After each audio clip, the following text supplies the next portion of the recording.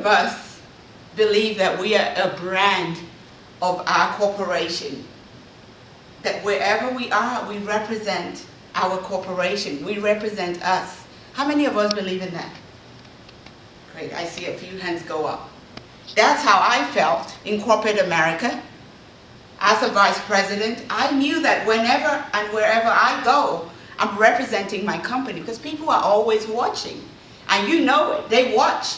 They watch for good, they want to see what you're going to do, and that's why we're here today, to see how can we become that authentic brand that would allow us to be who we are created to be that best service agent for that company. Because when our company grows, our wallet grows.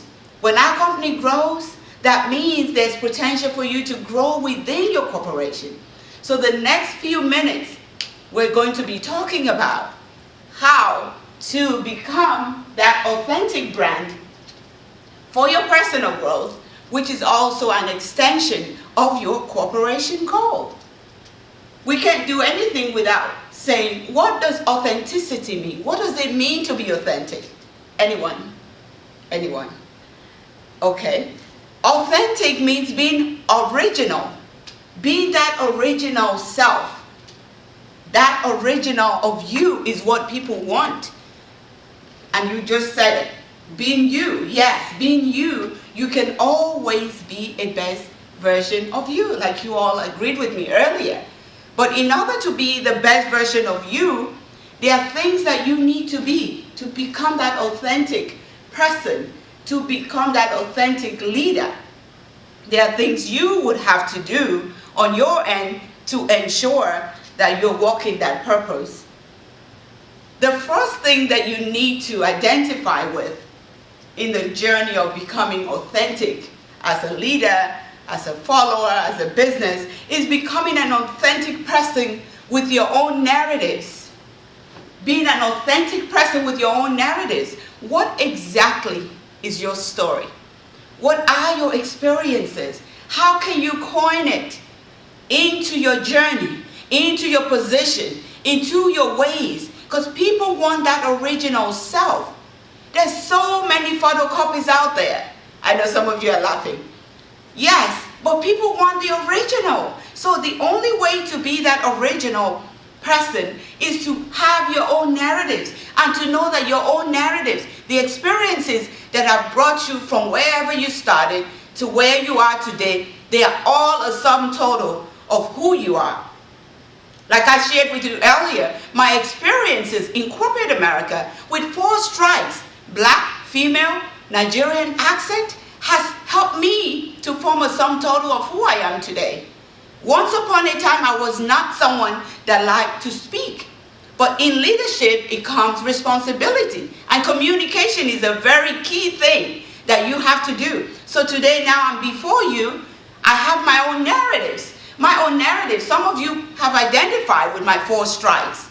And I know your strikes won't be the same as mine because we're all diverse right now. But you know there are things that people want to make you do. People want to paint you the way they want. But what we're going to do the next few minutes, about 75 minutes or thereabout, is to ensure that you know that your story matters. That you know that you matter. That story, that experience, my experience that I just shared with some of you during the break will tell you that yes, I have come a long way to be here. And I know all of you are here. We're all at a different level of journey. But we always want to grow. We always want to increase. We always want to have success. That's a unifying denominator for all of us. But because we all don't know how the process works, we tend to say, do I need to be Jane today, be John tomorrow? Let me tell you, it's easier to just be that authentic self of yours and to identify what areas of development do you need. In my case, I knew I needed to find my voice. I knew I had to be able to communicate so that my story, my experiences can be well narrated by my humble self, which I'm doing today. So when I identified my weaknesses, I went after having ability to get knowledge. And that knowledge is what is helping me to stand before professionals, to stand before different people who need to be able to encourage their staff to be able to be that self. Because when you are that original self, your company will be very successful, because now you're comfortable in understanding what the values in your company are. Like I had to understand the values of my corporate company before I left the company. I needed to know, what is the corporate value? What are the career paths that are there? What do I need to do to be able to ensure that my company is succeeding? Because when my company is succeeding, I am also succeeding. Because then I might get promoted if I want to. I might get transferred and create other leaders to help the company grow. I might be moved globally. So there's so much that comes with you being committed. But it starts with you. It starts with you believing in your story and your narrative. That's point number one. Point number two is you network with a purpose. You want to network with a purpose. Occasionally you're out there for leisure, social, and you're there, you're doing you and having a good time. What I did when I was in corporate America was to carry my brand everywhere I go. Everyone is a prospective client. So depending on how you engage in your network, it can come to be a relationship. You want to avoid being the loudest in the room.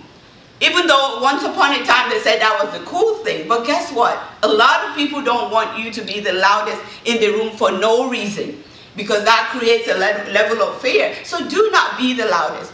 Focus on quality engagement, not quantity, not just going around the room and meeting everybody. Trust me, you're not going to be able to follow up with everybody. I was never able to. I still have stacks of cards sitting on my desk that I have not touched. So you don't want to waste your time like that. What you want to be able to do is to follow up. Follow up is so critical. You will be amazed when you follow up on something. It could be a sales, it could be inviting them to an event. That relationship opens doors, not just to you, it opens doors to your company. Because when you have a relationship with someone, then it's a lot easier, right? It's a lot easier for you to go to that person and call for a favor. When you don't have a relationship, then it's a lot harder. Then you have to go through all the protocols. Maybe it takes 3 months to book an appointment. If you have a relationship, you might be able to cut it into 1 month or even less. So be intentional with your relationship, and that can only happen with follow-up. Establish and embrace your business brand. You are in a company now. What is the brand that your company is trying to project? It's so critical, because what you're making happen for someone is what will happen for you. Eventually you might end up being an entrepreneur, but the habits that you cultivate in your corporation now is what you're going to carry forward. There's no school that you go to that will make you that brand that you want. So establish and embrace your brand. Let your word be your bond. Let your word be your bond. Let people know that when you say you're going to do this, it is going to be done. You want to make sure that everything that needs to be done is done the way you have promised. Because people are watching.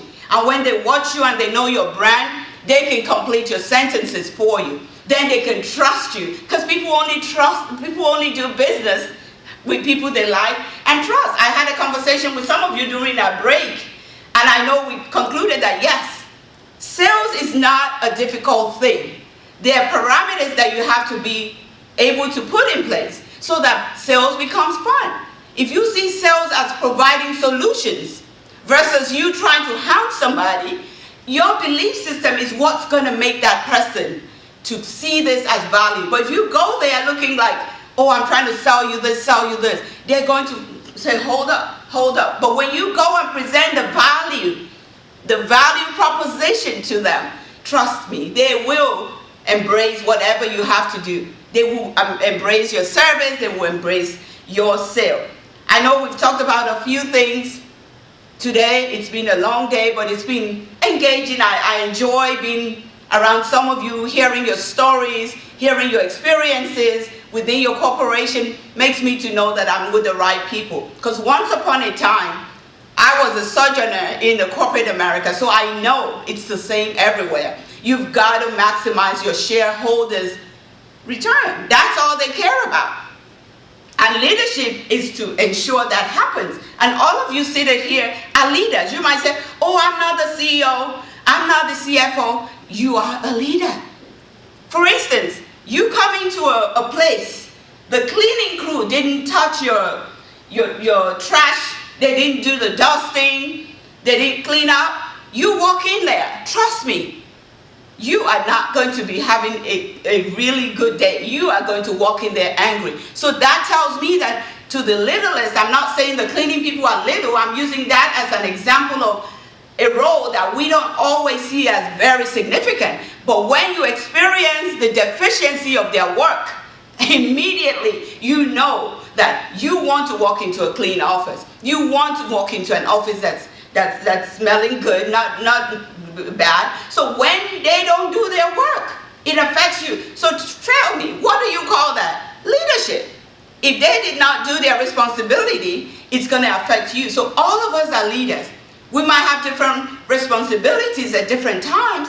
That's understandable. But guess what? Your role is just as important as someone else's role. And together, we now become that one unit of leader, of company that people want to go after. So I told some of you that after the break, we're going to talk about some things, and we will still do that. I know the time is going slowly but surely. You've all engaged us very well, and I know that some of the topics that you've heard, you're going to be able to use for your greater cause. So becoming authentic is so critical, and it's very easy to do. There's a quote that I want to leave you. An authentic person must be psychologically mature and have realistic perceptions of reality. An authentic person has to be psychologically matured. And what that simply means, you cannot let everything bother you.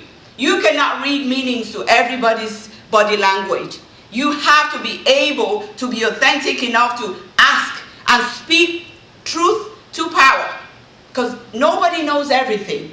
But because you're part of a team, then you already know you're committed to the growth, to the benefits in this team. So you've got to be able to speak truth to power in love, in a way that it portrays respect and not disrespect. No matter what, nobody deserves to be disrespected. But when you communicate with respect all the time, that shows that you're engaging psychologically. You're not letting your emotion be in the way, because your emotion clearly cannot be in the way, and you expect to succeed, because people are going to be people, and they are going to show up at different times. Just like we show up at different times that people are wondering, what just happened? So just always engage in a way that you give people the benefit of the doubt, because the grass is never greener. And we agreed earlier when we had the scenario we had, the grass is never greener. It just means that we all are work in progress, and when we're intentional about our work, then of course we can definitely get the results that our corporations, that our businesses are paying us to be there for. So we will break for now and come back for the second session. So I thank you all very much for being a very great audience, and I'm sure we'll have a good afternoon after the break.